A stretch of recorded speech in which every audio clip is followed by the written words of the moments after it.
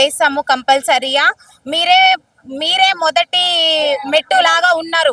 మొదటి మెట్టు ఎక్కుతేనే బిల్డింగ్ చేరగలుగుతామమ్మా. ఒక బిల్డింగ్ కి పిల్లర్స్ ఎంత మెయిన్ ఇంపార్టెంట్, మీరు అంతకంటే ఎక్కువ ఇంపార్టెంట్.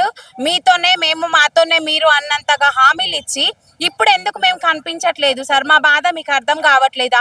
ఎన్ని వ్యాధులు వస్తున్నాయి. కోవిడ్ టైంలో కూడా మేము ఎంత సర్వీస్ చేసినాం. అందరు అసలు డోర్ తీస్తేనే కోవిడ్ వస్తుందేమో అన్నంతగా భయపడుతుంటే కూడా మేము వెళ్ళి వాళ్ళ తలుపు తట్టి మరి వాళ్ళకి మెడిసిన్ ఇది వేసుకోండి అమ్మా, భయపడకండి, ఈ టాబ్లెట్స్ వేసుకోండి, ఇది అది. మా చిన్న పిల్లల్ని, మా ఇంట్లో వాళ్ళని, మా హస్బెండ్స్ని ఎవరిని కూడా మేము లెక్క చేయకుండా కోవిడ్ వచ్చిన వాళ్ళ దగ్గరికి వెళ్ళి సర్వీస్ చేసి వచ్చినప్పుడేమో మాకు WHO అవార్డు ఇచ్చింది. అక్కడి వరకు మా సర్వీస్ కనిపించినప్పుడు మాకు ఫిక్స్డ్ వేతనం చేయడానికి ఎందుకు మేము కనిపించడం లేదు? మా బాధలు కనిపించట్లేదా?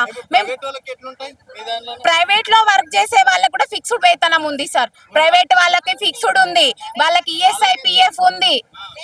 మేము చేసేది హెల్త్ డిపార్ట్మెంట్ అయినప్పటికీ మాకు ESI లేదు. మాకు రోగాలు వచ్చినా దిక్కు లేదు, మేము చచ్చిపోయినా కూడా మాకేం దిక్కు లేదు.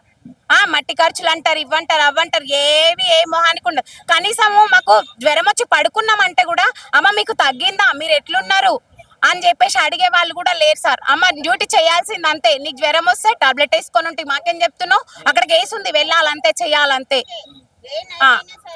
1000 పాపులేషన్ వచ్చినాయంటే ఫస్ట్ ఆమె సిస్టర్ కే ఫోన్ చేస్తుంది, ఆశా వర్కర్ నువ్వు ఏం చేస్తున్నావు, నువ్వు పోవాలి, నైట్ 2 అయినా సరే 3 అయినా 1 అయినా సరే ఆమె వెంబడి పోవాలి. ఆమె తల్లి బిడ్డ క్షేమంగా ఉంటేనే నీ ఉద్యోగం, లేకుంటే లేదు, తీసేస్తాం.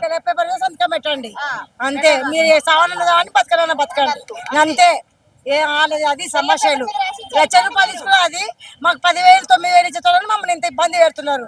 కొల్లాపూర్ నుంచి మేము ఇంత దూరం సాగు బతుకులేదు వచ్చినాం అంతే. రేపు రాకపోతే సంతకం పెట్టు, నువ్వు దిగిపో, నీకెవరో కార్యదర్శిని పెట్టుకొని దిగిపో. నువ్వు ఇంకో కొత్తది ఎక్కుతుంది, డాక్టర్ చెప్తే దిగిపోవాల్సిందే నువ్వు.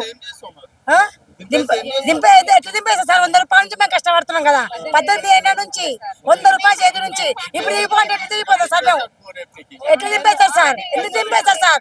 మీరందరూ లేరా సార్ దింపేస్తే మాట్లాడనికే? ఎందుకున్నారు సార్? ఎందుకు ఓడాడుతున్నాం ఇంతమంది?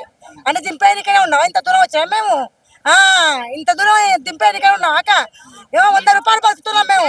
అత్తకు మొగునికి పిల్లలకు అందరూ బెదరుకొని వచ్చిన సంవత్సరం మొత్తం చేస్తే 2,000 రూపాయలు ఇచ్చారు సార్. 2 సంవత్సరాలు చేస్తే 2,000 రూపాయలు ఇచ్చారు. 18 ఏళ్ల నుంచి చేస్తున్నాం. ఇప్పుడు అప్పుడున్న సిస్టర్ పెట్టుకోలే కదా, ఇప్పుడు కొత్తగా వచ్చిన సిస్టర్ దిగిపో నువ్వు అంటే సాక్షిగా వెళ్ళిపో, నువ్వు అవసరం లేదంటది. పోయినా పెట్టించినా ఎక్కడుందో కానీ కొత్తగా వచ్చిన ఆమెదే ఇప్పుడు మాకు టార్చర్ ఎక్కువ ఉంటుంది. అట్లుంటుంది సార్. మేము ఎంత కోవిడ్ టైంలో కూడా మేము వాళ్ళ ఇంటి మనుషులు, ఆమె భర్తనే ఆమెకు సర్వీస్ చేయలే కానీ మేము సర్వీస్ చేసినాం సార్.